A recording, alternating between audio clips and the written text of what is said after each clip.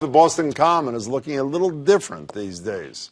With more than 24 larger-than-life black and white portraits, it's part of a public art installation called Uncornered, focused on 26 people who overcame adversity to reach success today. The series is sponsored by the Boston Uncornered education program, which aims at getting gang-involved young people a college degree. And you might just recognize a few of those featured, including Mayor Marty Walsh, Congresswoman Ayanna Pressley, and WGBH's own Callie Crossley. I'm joined now by the man behind the photos, John Huet. Good to meet you. Thanks so much, by the way. Along with two of the men featured, Paul Burns, a former gang member, now a Boston Uncornered student. Paul, thanks for being here. And Luis Rodrigues, a Boston Uncornered college readiness advisor. Lou, it's good to meet you, too. Thanks for being here. John, what do you hope to accomplish here? What does Uncornered mean, by the way? Well, for this particular thing, it's sort of where, when you get to a place in your life where you're in a corner, where you have to make a decision whether you're going to stay there or you're going to set yourself on a different path.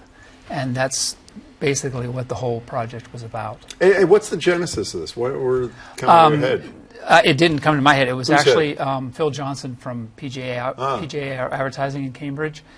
He called me and asked me if I wanted to work on a pro bono project that he was working on, and that's sort of how I got started. And these are big. They're on the common. There's, what, 8 feet plus 8 feet frame? by 4 feet, yep. And then attached to each of these is a statement, an explanation from the subject about how or when they were uncornered, correct? Yeah. So, Paul, let's start with you. While people are looking at your photograph, here's what you wrote. I spent 5 years in prison. Every day I pictured what it would be like to go home and who would be standing on the other side of those doors. The day I was released, the gang wasn't waiting, only my brothers. That reality check uncornered me. After the reality check, what got you to the program? I simply just walked in. I simply just walked in on the weekend and enrolled and was in there that Monday. And what appealed to you? Why'd you want to do it? I just still wanted to just better myself, and I knew I wasn't finished through school. And I was looking, but I figured I had to really go, walk in and really figure out what the school was about.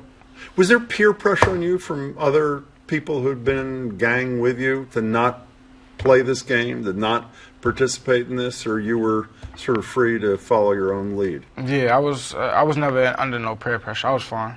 So let's move to you. Here's your photograph, and here's what you had to say. Lying in the hospital after being shot 10 times, hearing my mother's cries, I finally understood the impact of my decision on others, and in that moment, I chose a different life and became uncornered. When you say the impact of my decision on others, part of your impact on others, you shot other people too, did you not? Unfortunately, yes. So what got you into this? What was it? Was there a tipping point? Was there a moment where you said, I got to change my life? What did it? I don't think anybody that lives in the neighborhoods we come from want to live like that. I think everybody wants to do better, just didn't have plenty of role models to identify with growing up. What does it mean to be a college readiness advisor? What do you do? A mentor, a big brother, support system, somebody that's just going to always tell you to not give up. Would you have listened to you if you knew you when you were gang involved? Do you understand what I mean? Yes. Had there been a you? Yes, that's what keeps me going, because I know if I had a me, life would have been different. Do you buy that? I mean, this is a critical piece of this program.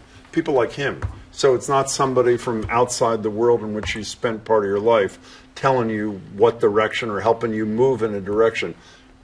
Would people like you have made, like Lou, have made a difference in your life if you had known people like that earlier?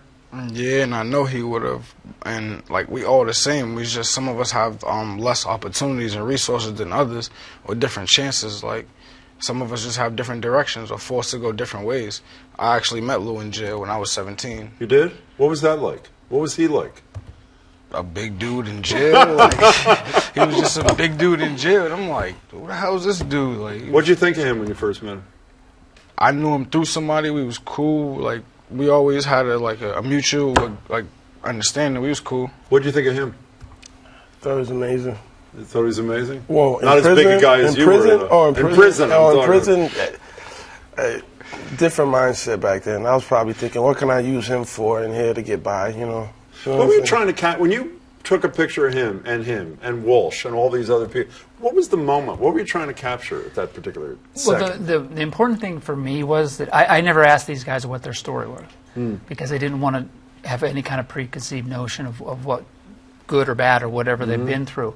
But what I asked everybody that I photographed, including the mayor, is to just put themselves in that that place when they made that decision. I wanted them to think about that, and that's what I was trying to capture on their expressions. Have you seen the full photograph, not just the image, but all 8+ feet of this of you? Yeah, I love How it. weird is that? It feels good though. Why does it feel good? Because most billboards I see, they either be like rest in peace or like or free the person, meaning they're locked up, or like this is productive. What do you hope people take away when they see your body, when they see your expression? What do you hope people come away with? I'm not the same person I was, and I'm still striving for better. And this program has made me who I am. But with the right help, it can help like a big part of Boston do the same exact thing. Is it an out-of-body experience seeing yourself?